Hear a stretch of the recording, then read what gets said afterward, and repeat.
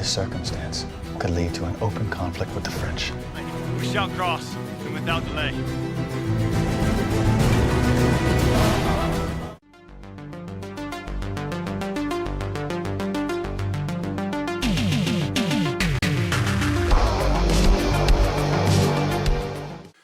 Hi, this is the Professional Amateur Hour coming to you with another review.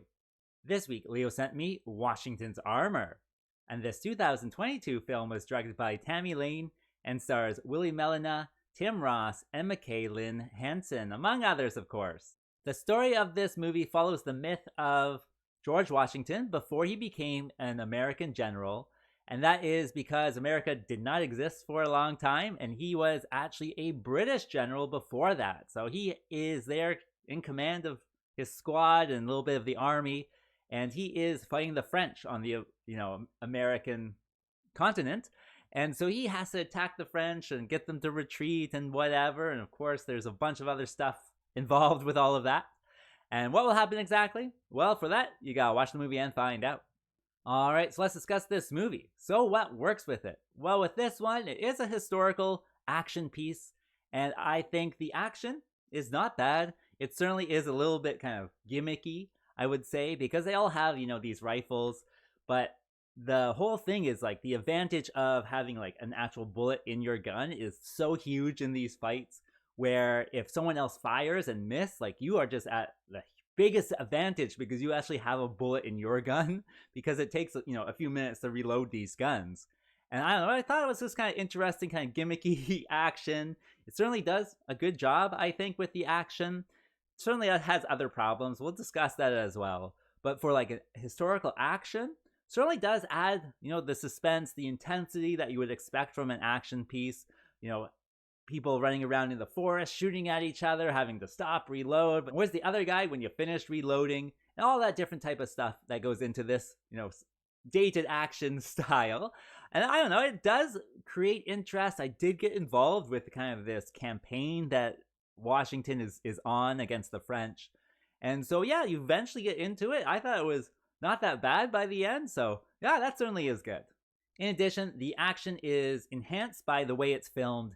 It's this very like slick kind of filming where I don't know what it is, but like everything just kind of pops off the screen. It has bright blues, bright reds, bright whites, and all of it just has this great contrast that makes it just look slick on the screen. It must be like an American, way of doing it, because I've seen, other historical ones from Canada and whatnot, and it just looks so drab and dreary, and everything kind of just seems muted.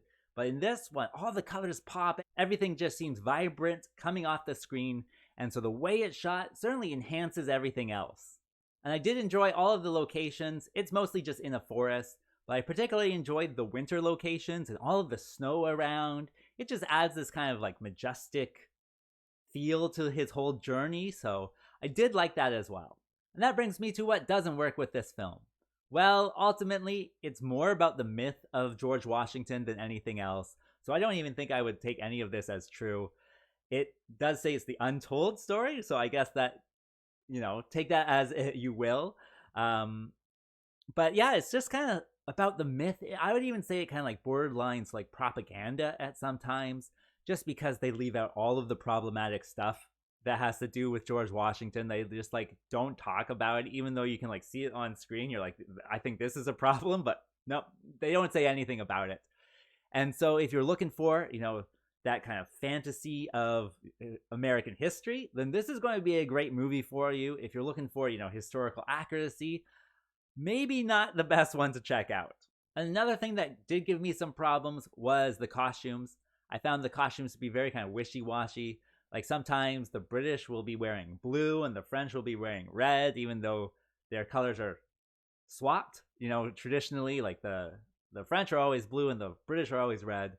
And then they even have ones where it's like blue on the outside, but then red on the inside. And I'm just like, who is this? I don't know. And then don't even get me started on the white coats. Like, who are the white coats? Like, I couldn't even tell you what side they were on.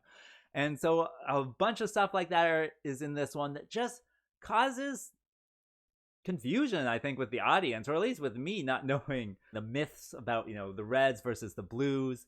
It just doesn't seem to work. Like, who are the white coats? Seriously, who are they? As for my recommendation, well, I think if you like the term historical fantasy, then this is going to be a good one. It certainly is entertaining that way with all of the action.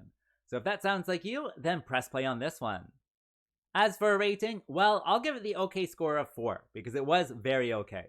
And with that being said, I think that's all I wanted to say. So like and subscribe, and I'll see you next time.